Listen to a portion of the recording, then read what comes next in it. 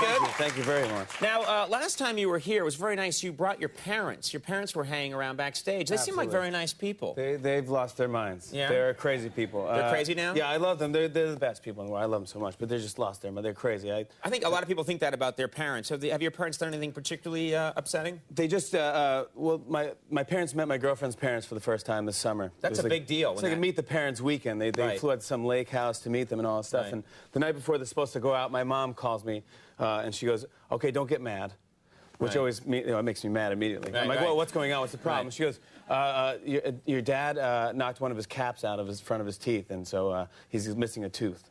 In the front of his face? Yeah. So I go, and they're meeting the parents tomorrow, so I go, well, can he get it fixed? She goes, no, he can't get it fixed. Right. Dentist won't take him. He's just not going to smile. Right. So I go, well, that's not, he's like a happy guy. He's a happy man, yeah. So it's like, it's insane. She goes, and also there's another thing. I go, there's another thing? She goes, I was sleeping last night, and I rubbed my eye, and I have a bloody eyeball. I'm like, this is perfect. Meet the parents. Here's my mom, a villain from a soap opera with an eye patch, and jack-o'-lantern face. And it's just insane. I'm like, this is perfect weekend. It's screwed up. Yeah, that's very upsetting. Well, I mean, did they behave themselves, though, while they were there? Well, no, it gets worse, weirdly enough. There's a lake, as I said. So my dad was swimming in the lake, and he had his money in his pocket. And so he had his money, like, in his bathing suit when he went swimming? That is a very parent thing to do. It was very, So anyway, so we're getting ready to go into dinner time, and I smell smoke in this old lake house thing. So I go downstairs. I go, what's going on? My mom's like, your dad burnt his money. I go, what do you mean? My dad microwaved $400 and for 4 minutes. Because the money got wet, he throws it in the microwave? You have to dry it off, and there's metal pieces in money now. Yeah. And I was like, Dad, what happened? He was like, well, I didn't see any smoke or anything until I opened the microwave, and it just burst into flames. And if irony exists, he had to wet it again to put the fire out. He jumped in the lake with the money. It was absolutely ridiculous. That's upsetting. Like, no, it was, and then then they threw us all out. Yeah. So well, have you ever taken a vacation just with you and your girlfriend away from any parents? Yeah, no, that's fine. So that goes well. I mean, we went to France for like 10 days, and we only had one fight, but lasted 9 days. Sorry. That was Woody Allen, I'm guessing? No, it's a mashup. I do a mashup of John Travolta and Woody Allen. That's one of the things. That's John Travolta and Woody Allen combined? Let's go to like a disco, right? It's like the Nuremberg trial. I don't know. Mashup. That's nice. I like it. I have another. It's very upsetting in a way, but it's good. Okay, good. Yeah.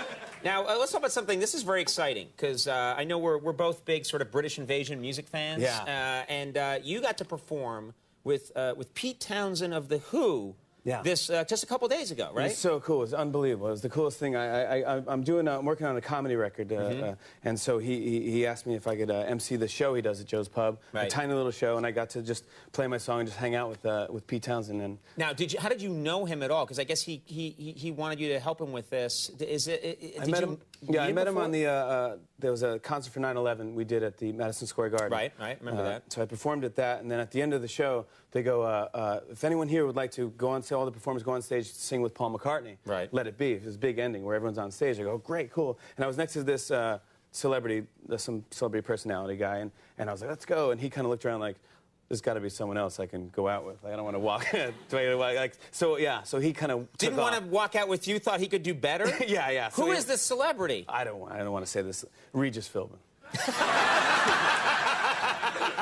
I don't like Jimmy Fallon. I'm not walking out with Jimmy Fallon. I'd rather walk out with the Scissor Sisters. He loves the Scissor Sisters. But Pete Townshend grabbed me and goes, let's go, all right. And I was like, how cool is that? I'm going, like, I didn't even know him. That's why when I ended up going on stage with Pete Townshend, I'll never forget it. That's great. What a great moment. Nicest guy. Yeah, he was awesome. Now, let's talk about this film that you did, Factory Girl. What's interesting about this is that your character has blonde hair in this, and you didn't go with a wig. You decided to dye your hair blonde, right? Yeah, it's a big mistake. Because sometimes you might think, oh, I might look pretty decent with blonde hair. I don't know how I'm going to look. But then if you have, like, Jennifer Connelly eyebrows, you can't really do this. I mean, it just doesn't work. I look like, I mean, for Jennifer Connelly it would work. She's pretty. Yeah, but you have my face, you end up with just looking like Dog the Bounty Hunter. Right. Or I don't know. I thought maybe I would have, like, because they didn't frost back then. It's a movie, like, it's based in the 60s, so I thought maybe it would look better. You can't frost the tips like the guy from Extreme Home Makeover, or whatever that guy, that guy Ty. Oh, yeah. Ty, what's his name? Ty Ty something, yeah. Yeah. He has that crazy hair. What is it?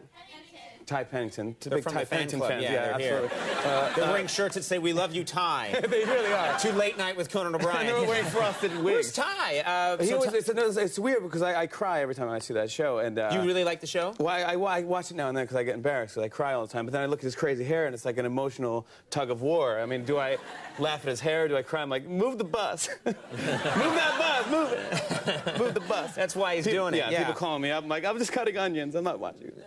Now, they told me just before the show that you brought something you wanted to show me, a photo, and I don't know what this is. Okay, so. I went to the Met, the museum, and I was walking around. And I saw this statue, and I thought that it kind of looked like. What is the statue? How old is this? Jerome Bonaparte is the statue. It's a historical figure. Historical figure. I think it's like Napoleon's cousin or something. Right. And I don't know what he did, but I took a picture of it with my camera phone. That's Jerome Bonaparte? That really It does kind of look like me a little bit. It's like you with like a Caesar. Yeah. It's me with an exposed brain. It's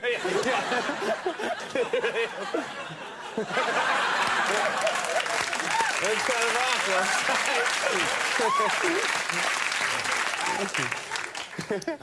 Now, Factory Girl, of course, is in theaters now. And, it's a pretty cool movie. Yeah, it's very cool. Go check it out. Yeah, I was psyched up to do it. It's a very Andy Warhol, 60s. It's cool. It's fun. Yeah. Well, hey, listen, thanks so much for stopping by. Always good to see you. You're good. Thank you so much. Give my best to your folks. Absolutely.